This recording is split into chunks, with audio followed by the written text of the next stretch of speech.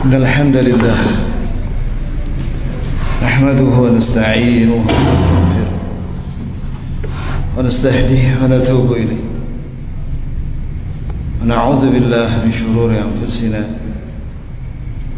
ومن سيئات أعمالنا من يهده الله فلا مضل له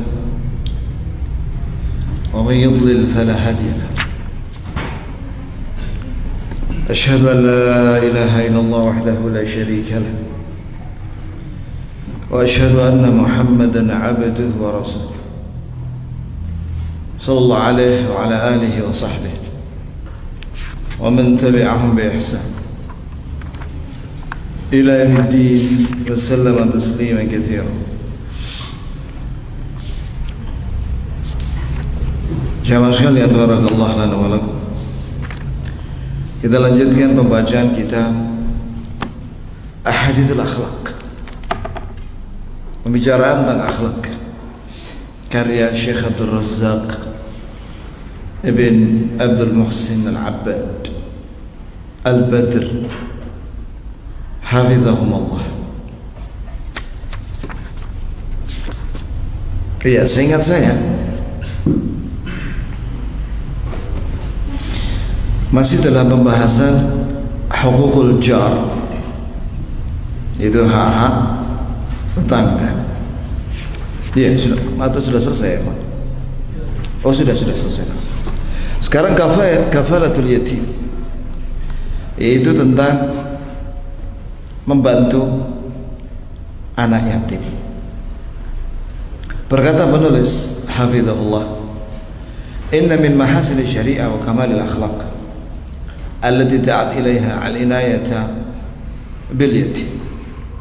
Di antara bagusnya syariat Islam dan kesempurnaan akhlak dalam Islam yang diserukan adalah perhatian terhadap anak yatim.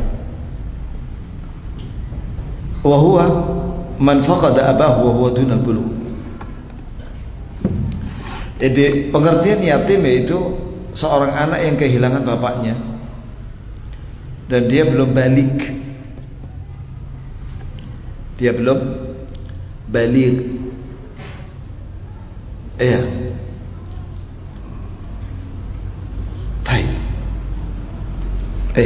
Dia belum balik. Beda antara balik dengan balik.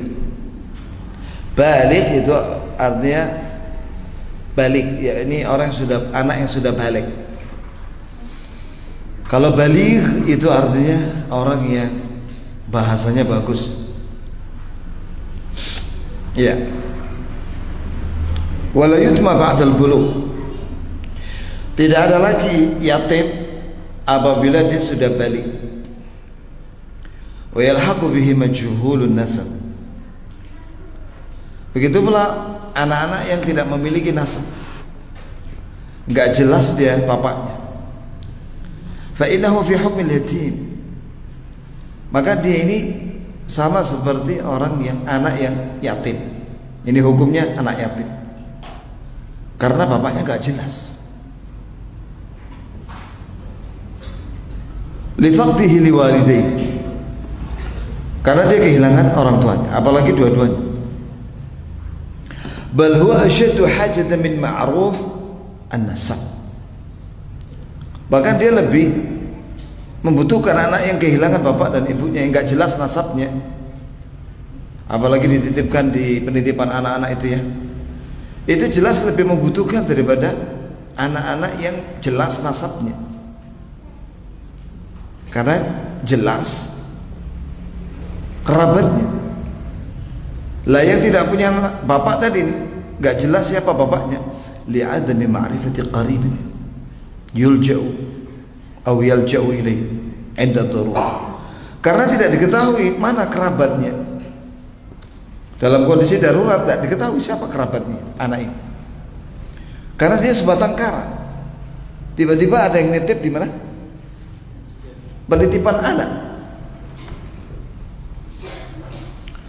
Faman yakful tiflan majhulan nasab, siapa yang membantu seorang anak yang bapaknya nggak diketahui, bapak ibunya nggak diketahui, fa innahu dakhilun fil ajr al-mutarattib ala kafalatil yatim. Maka dia seperti mendapatkan pahala yang didapatkan seperti memelihara anak yatim. Wa qad dzakara Allah subhanahu al-yatim fi kitabihi fi akthar min 20 mawdi'a. Bahwasanya Allah Subhanahu wa taala telah menyebutkan yatim dalam Al-Qur'an itu lebih dari 20 ayat. Yad'u fiha ila al-ihsan ilaih. Allah Azza wa Jalla menyeru di dalam ayat-ayat itu agar kita berbuat baik sama anak yatim. Wa yuhadziru min dzulmihi, dan memperingatkan. Ini Allah Taala memperingatkan, jangan menyakiti anak yatim. Wal i'tida' 'ala amwal, dan jangan memakan harta anak yatim tanpa hak. Aw akli syai' min huquqi, atau melanggar hak-haknya, mengambil sebagian dari hak-hak anak yatim. Seperti Allah Azza wa Jalla berfirman, wa idz akhadna mitsaqa bani Israil, wa idz akhadna mitsaqa bani Israil la ta'buduna illa Allah wa bil walidaini ihsana wa dzil qurba wal yatama wal masakini wa qulu lin nasi husna wa aqimus salah wa atuz zakat thumma tawallaitum illa qalilan minkum wa antum mu'ridun. Ketika kami mengambil perjanjian dari Bani Israel, apa? Yang pertama, jangan kalian beribadah kecuali hanya kepada Allah.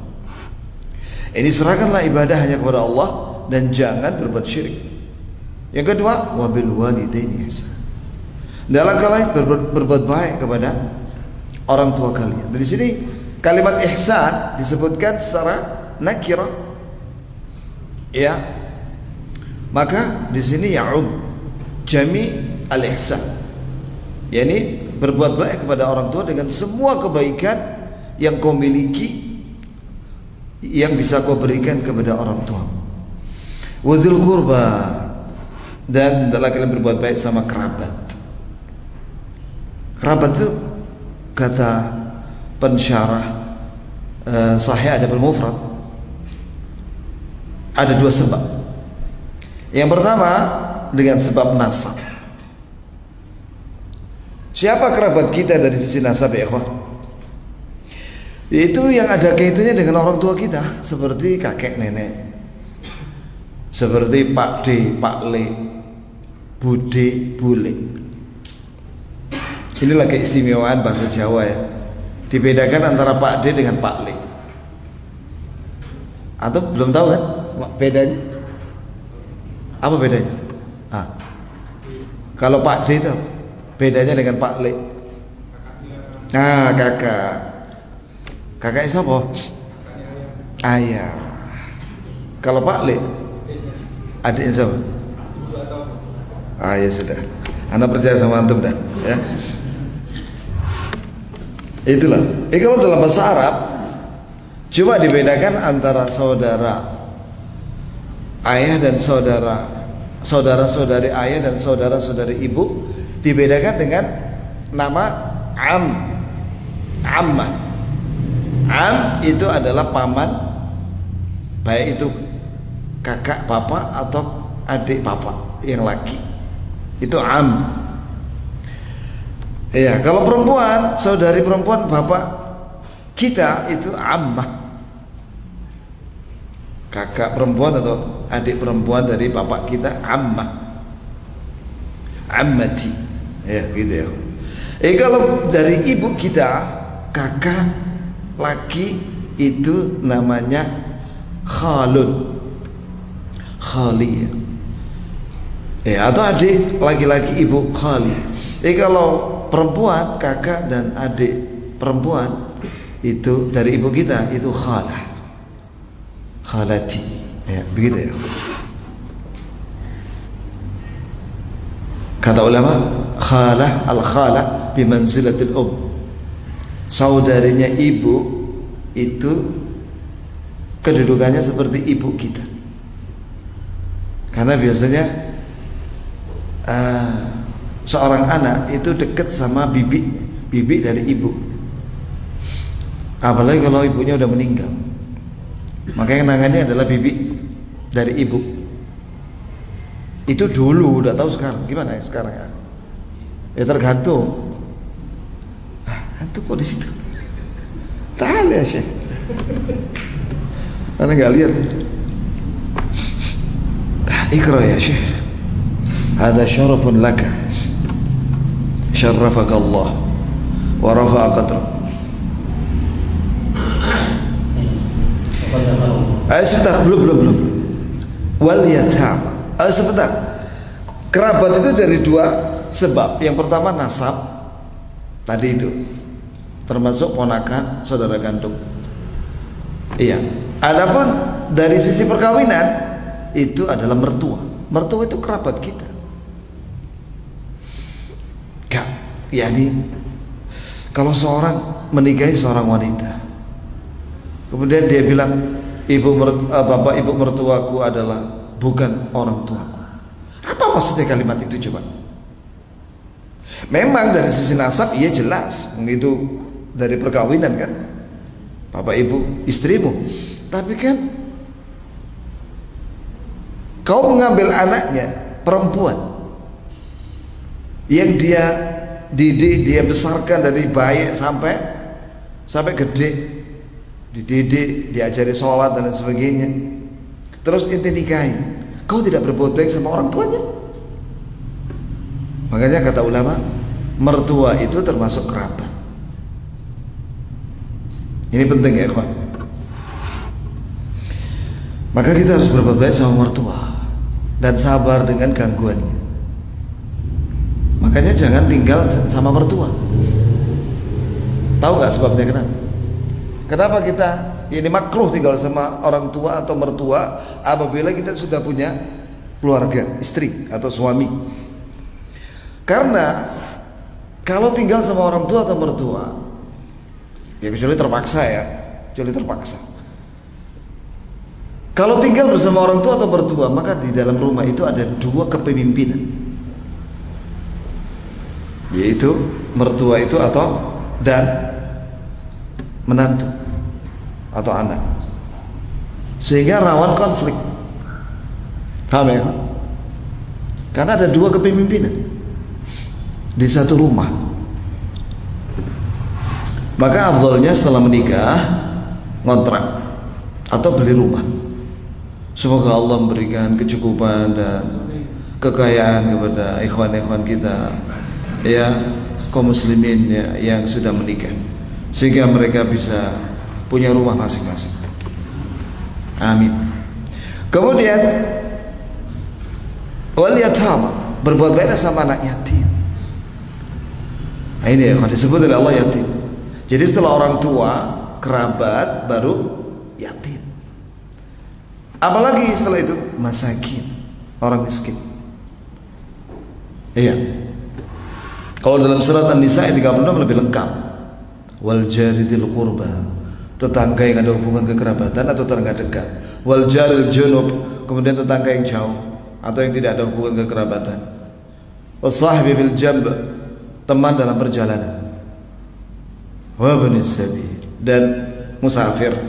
Wa ma malakat aymanukum, dan budak-budak yang kalian miliki. Itulah urut-urutan yang disebut oleh Allah Azza wa Jalla agar kita berbuat baik.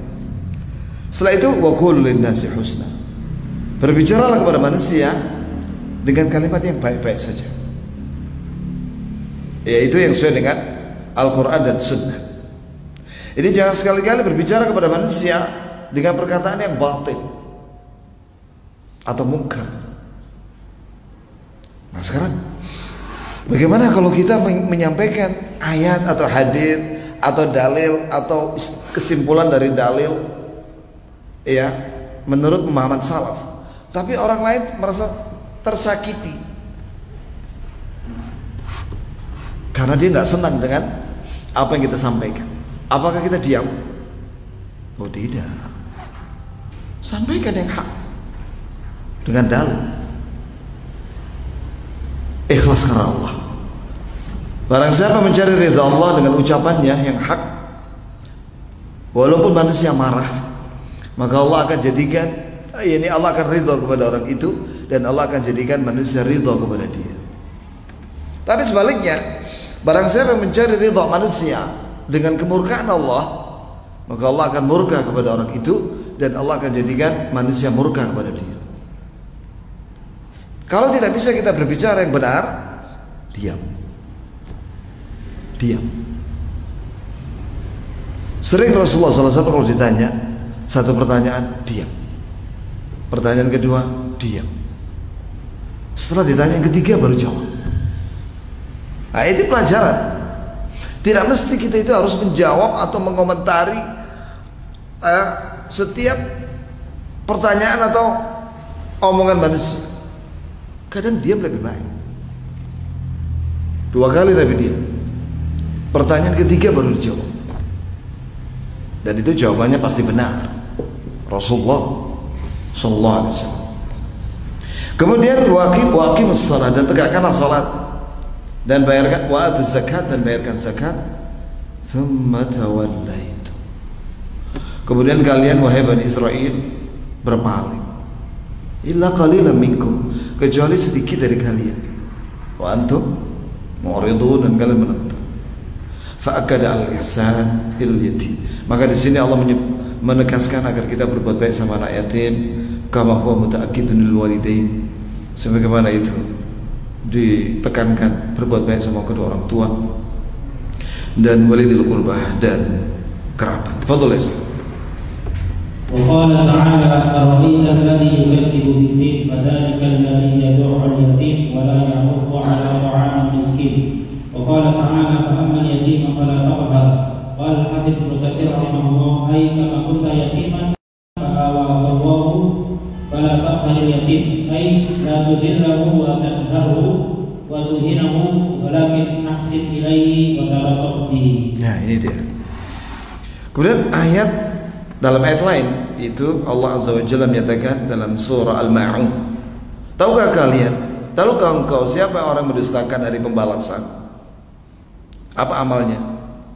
Sifat dosanya, yaitu orang-orang yang menyakiti anak yatim, ya, dan tidak menganjurkan untuk memberi makan orang miskin. Dan juga dalam surah Ad-Duha ayat 9, adapun dengan anak yatim maka jangan kalian menghardik. Nah, apa tafsir Ibnu Katsir dalam tafsirnya ketika mengomentari ayat itu? Ini sebagaimana kau dulunya yatim wahai Nabi, fa'awaka Allah, kemudian Allah lindungi kau, fala taqharil yatim, maka janganlah kau menyakiti anak yatim. Makna takhar yaitu la tudzillah, janganlah kau hinakan anak yatim. Wa tanharhu, dan jangan kemudian kamu hardik dia. Wa tuhinhu, kamu hinakan dia, jangan. Walakin ahsin ilaih, tapi berbuat baiklah kepada anak yatim dan berlemah lembutlah dengan anak yatim. Lanjut. Walau kana sallallahu alaihi wasallam kadzalika fa huwa arhamun nasi bil yatim wa arfuhum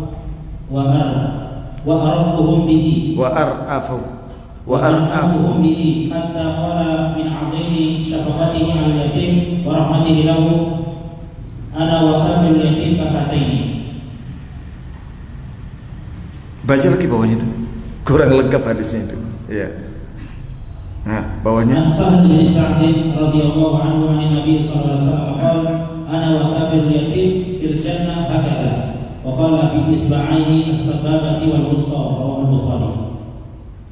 Wa an Hurairah radhiyallahu anhu qala qala Rasulullah sallallahu alaihi wasallam kafirul yatim lahu aw li ghairihi ana wa huwa kahataini fil jannah wa asyara malikun bis sababati wal wusta, rawahu Muslim. Masyaallah. Ini ada hadis lagi ya, Pak. Keutamaan membantu anak yatim, bahwa Nabi SAW itu orang yang paling sayang pada anak yatim dan yang paling kasihan sama anak yatim, sehingga karena sayangnya beliau dengan anak yatim dan rahmatnya beliau dengan anak yatim, beliau mengatakan, saya di surga bersama orang yang membantu anak yatim di dunia. Kafil itu yang menjamin kehidupannya, maksudnya yang membantu apakah itu makan minumnya, apakah itu pendidikannya, dibayarkan SPP-nya. Yang paling sempurna itu memondokkan anak yatim, dipondokkan. Karena dipondokkan itu sudah satu paket. Di situ ada makan, minum, pakaian, buku, ilmu, ya, pengasuhan dan pendidikan, akhlak dan ilmu agama dan dunia. Lengkap sudah itu. Maka lihat mana anak yatim yang membutuhkan, maka bayarkanlah itu SPP-nya atau uang mukanya, uang pangkal, ya, baru setelah itu SPP-nya. Dalam sebuah riwayat dari Sahal bin Sa'ad, semoga Allah meridhoinya, ini riwayat Bukhari, yaitu saya bersama dengan orang yang membantu anak yatim itu di surga itu seperti ini. Yaitu Nabi menunjuk pada dua jarinya, yang satu telunjuk ini, yang satu tengah. Begini, ini dekat di surga. Diriwayatkan oleh Imam Bukhari. Maka saya setuju ya ikhwani, bisa ada program beasiswa untuk anak yatim, apalagi anak yatim yang berprestasi. Ya sebenarnya semua anak yatim itu butuh, tapi karena banyaknya anak yatim, sedangkan dananya kan terbatas, iya kan? Maka di situ diseleksi. Karena repot juga kalau misalnya ada anak yatim misalnya, telat mikir, disuruh ngapalin Al-Fatihah nggak apal-apal, ya aku coba, ya mesti kayak imangan aja, ya kan? Ya kan ada yang seperti itu ya Pak.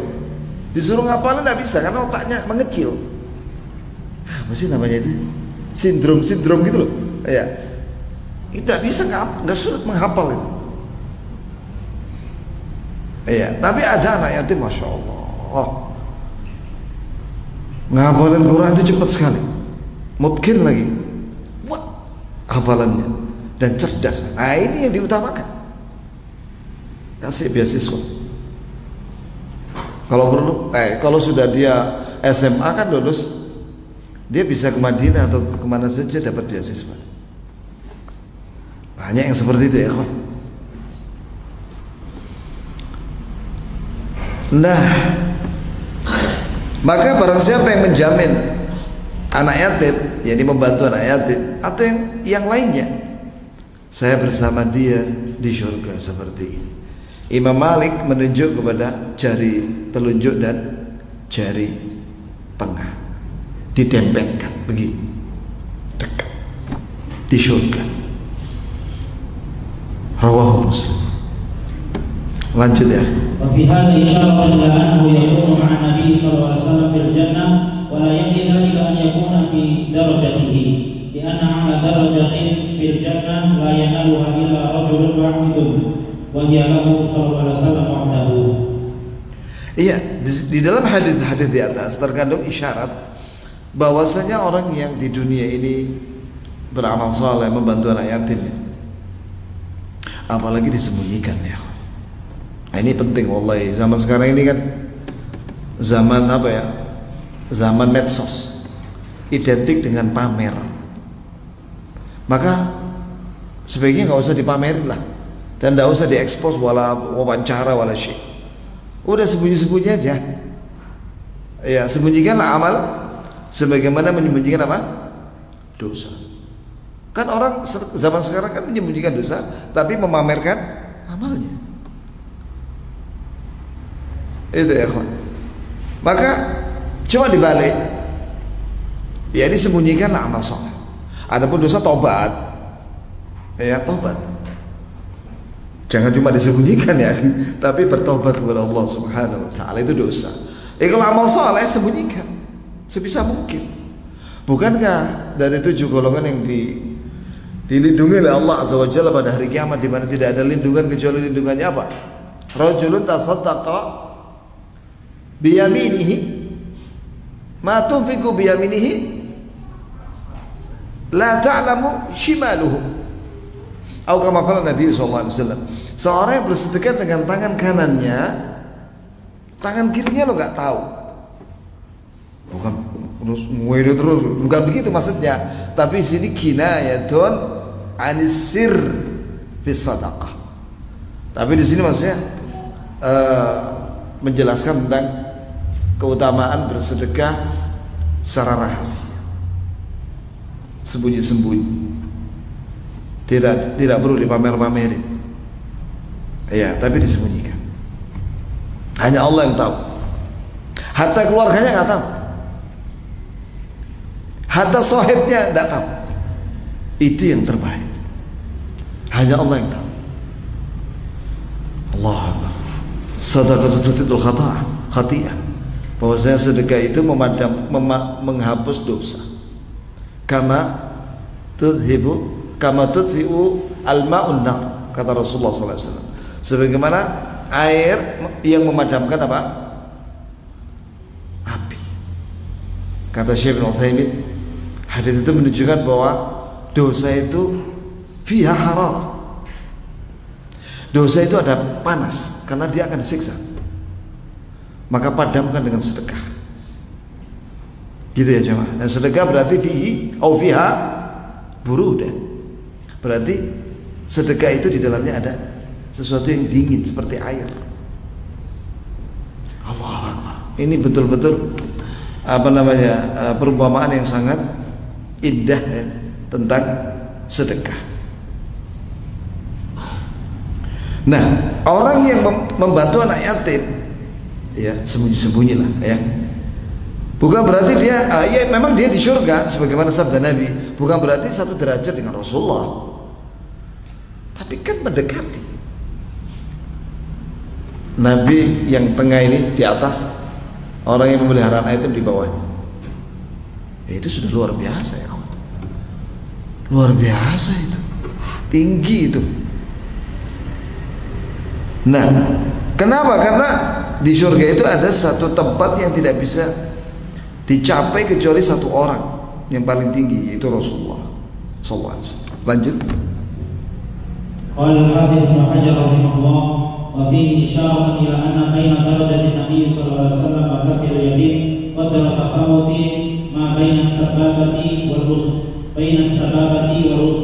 ويكفي في إثبات قرب المنزلة من المنزلة أنه ليس بين الوسطى والسبابة نسبة أخرى. Ya, ini diterangkan oleh dalam Fathul Bari oleh Ibnu Hajar Al-Asqalani rahimahullah, menyatakan di dalam hadis itu yang tadi itu terkandung isyarat bahwa derajatnya Nabi sallallahu alaihi wasallam di surga dengan orang-orang yang membantu anak yatim itu perbedaannya antara jari telunjuk dengan tengah. Lalu bagaimana maknanya? Cukuplah itu menjadi penetapan dekatnya kedudukan antara orang itu dengan Rasulullah, seperti dekatnya antara dua jari itu.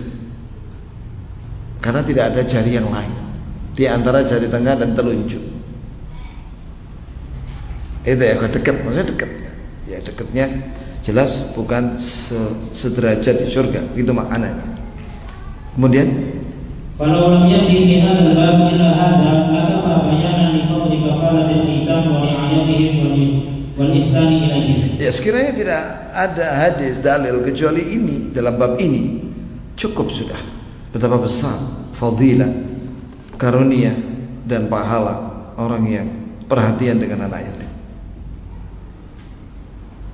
Qala al-Hafidz Abu Umar Ibnu Abdul Bar rahimahullah, wa hadhihi fadilatun 'azimah ila kulli man dhamma yatiman ila ma'idatihi wa anfaqa 'alayhi min tulihi min tawlihi fa idza kana ma'a dhalika min alladhina qalu rabbuna Allah thumma istaqamu nala dhalik wa hasbuka biha fadilatan wa qurbatan min manzilin nabiy وليس بين السبابة والوسطى في الطول ولا في اللصوق كثير وإن كان نسبة ذلك من سعة الجنة كثيرا. Ya, ini kata Ibn Abdul Bar di sini dalam Istidhkar. Kitab Al-Istidhkar itu adalah syarah Muwatta Malik karya Ibn Abdul Bar. Ketika mengomentari hadis ini, kata beliau, ini hadis ini terkandung keutamaan yang agung, ya, kepada siapa saja yang mengundang anak yatim ke meja makan atau piring makanan, dan yang berinfak kepada anak yatim dari kelebihan yang Allah beri kepada dia. Iya. Fa idza kana ma'a dzalika min alladziina qalu rabbuna Allah tsumma istaqamu. Apalagi kalau dia termasuk orang yang mengucapkan rabbuna Allah, bahwa Rabb kami Allah, kemudian mereka istiqamah. Ini dia muslim. Nala dzalik. Maka dia setelah itu dia berbuat baik sama anak yatim, ya, maka betul-betul dia akan mendapatkan janji yang disampaikan Nabi itu. Maka cukuplah bagimu keutamaan dan dekatnya dari kedudukan Nabi di surga, karena antara jari telunjuk dengan tengah dari sisi ketinggian, ini maksudnya lebih tinggi mana, jari tengah atau jari telunjuk? Jari tengah. Tapi kan tidak jauh.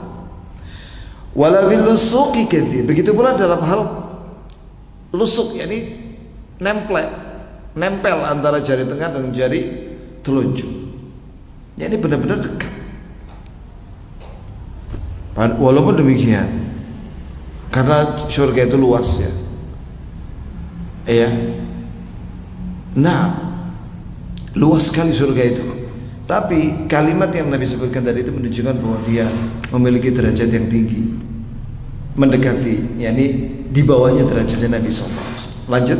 Qala Ibnu Battal rahimahullah, haqqun 'ala kulli mu'minin yasma'u hadzal hadits an yarghaba fil 'amali bihi liyakuna fil jannati rafiqan lin nabiy alaihi salam wa li jama'atin nabiyyin wal mursalin salawatullahi alaihim ajma'in. Wala manzilata 'inda Allahi fil akhirah afdal min murafaqatil anbiya. Masyaallah. Berkata Ibnu Battal, disebutkan di sini dalam syarah Sahih Bukhari, Ibnu Battal menyatakan,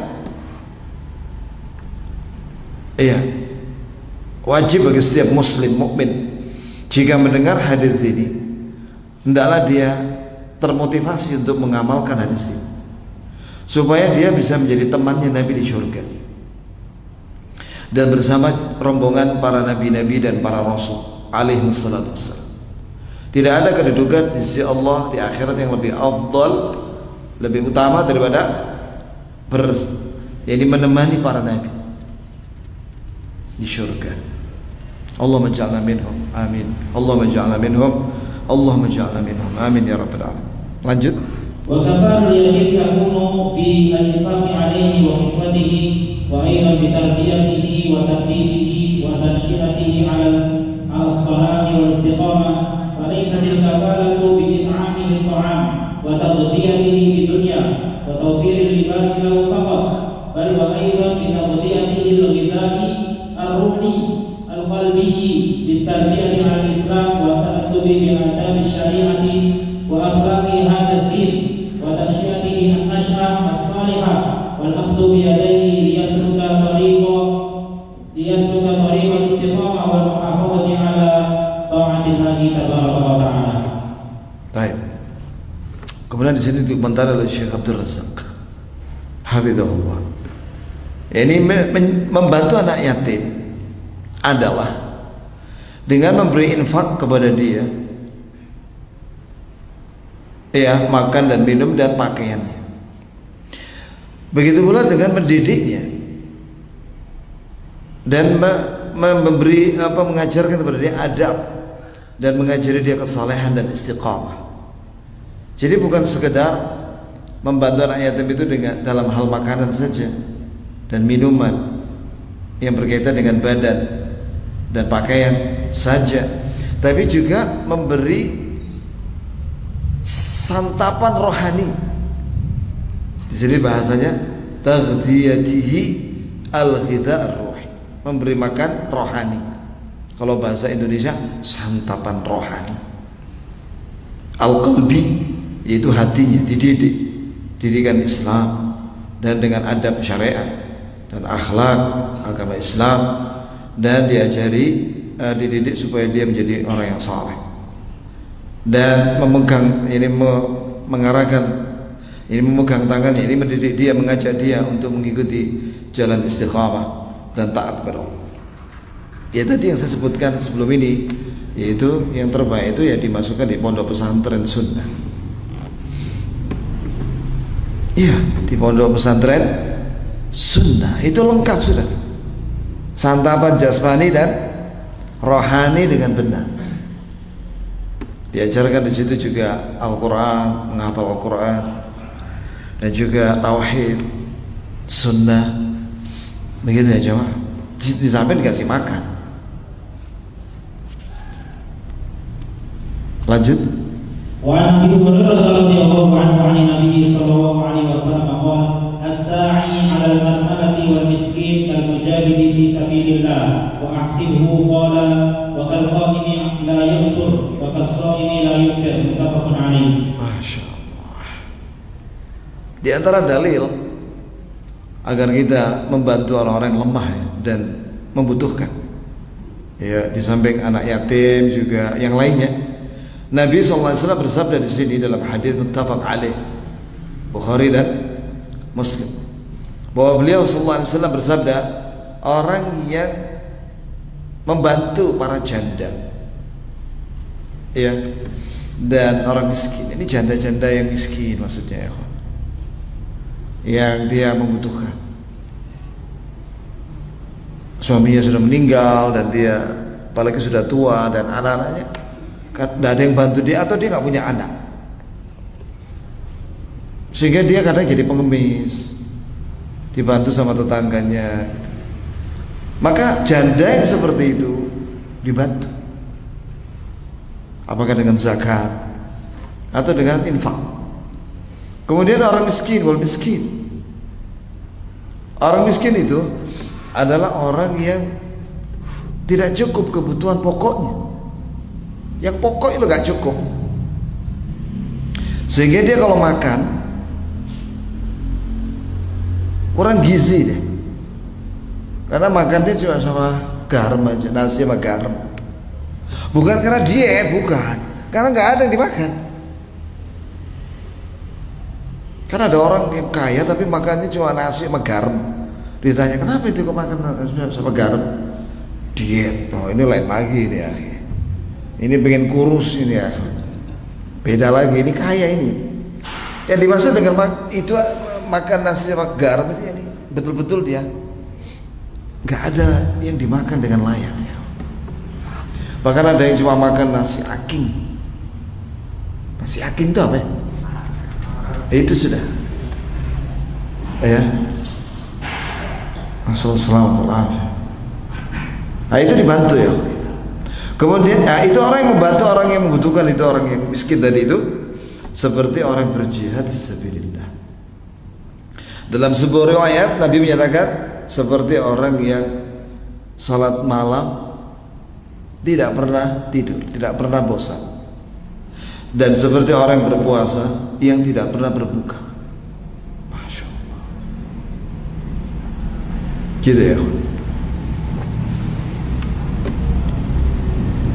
Iya. Lanjut. Wal armalatu hiya mar'atu allati la zawja laha imma li kauniha lam tatazawwaj am li kaunihi mata 'anha aw faraqaha. Wa qila inna al-armalata hiya man mata 'anha zawjuha wa qad takunu armalatan wa ma'aha minhu awlad.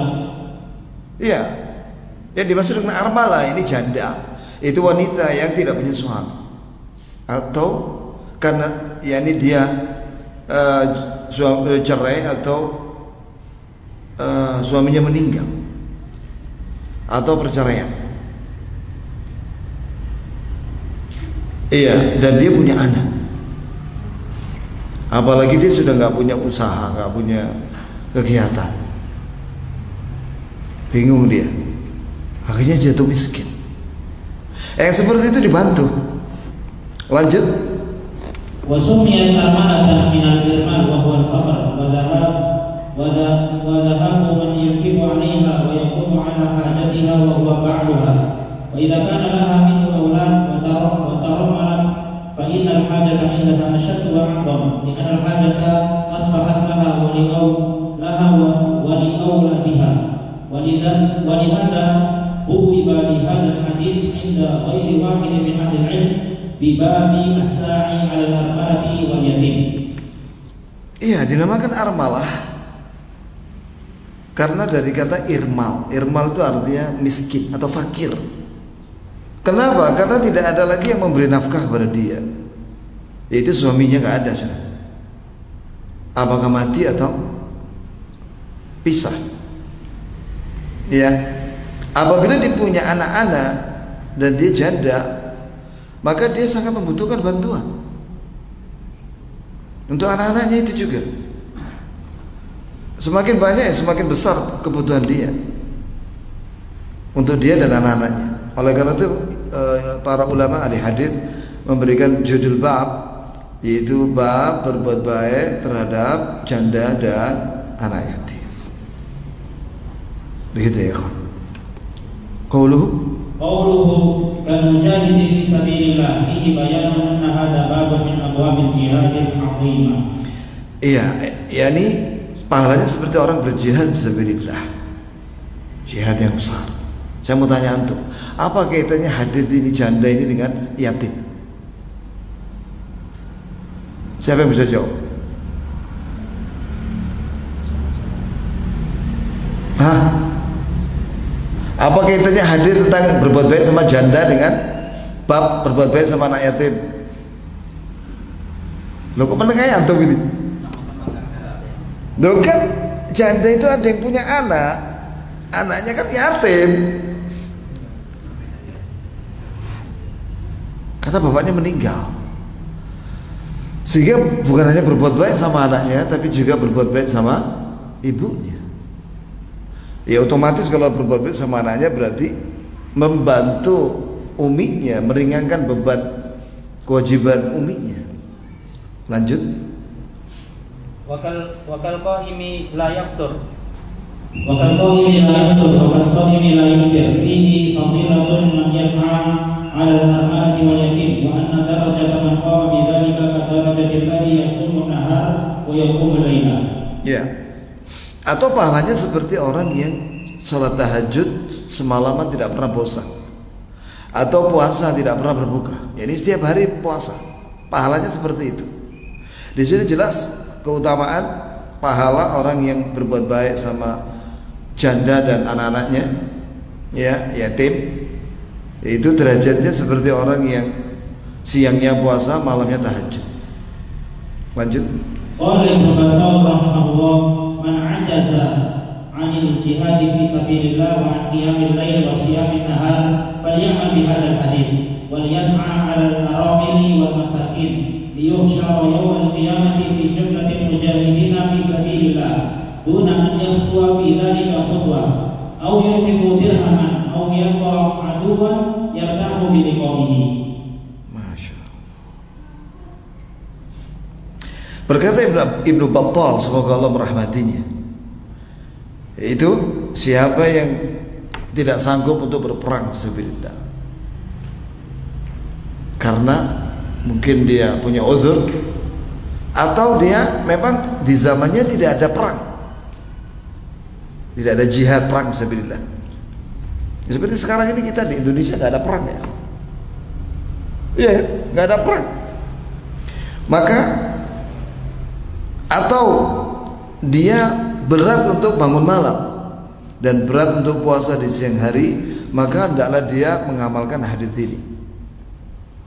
Hendaklah dia berbuat baik sama para janda dan orang miskin, apalagi janda yang punya anak yatim itu ya, agar dia nanti dibangkitkan pada hari kiamat ke dalam rombongan para mujahidin fisabilillah, ini para syuhada atau mujahidin. Padahal dia tidak pernah melangkahkan kaki ke medan perang. Iya, begitu ya.